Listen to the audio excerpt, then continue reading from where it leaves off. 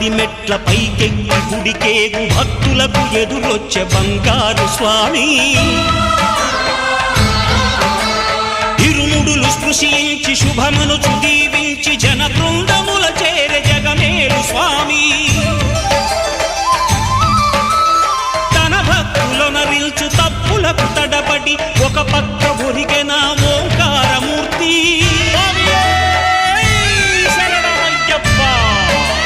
స్వాములందరూ తనకు సాయము కాగా ధీమంతుడై లేచే ఆ కన్య స్వామి పట్టబంధము వీడి భక్తతతికై పరుగు పరుగున వచ్చే భూమిపైకి నరుడై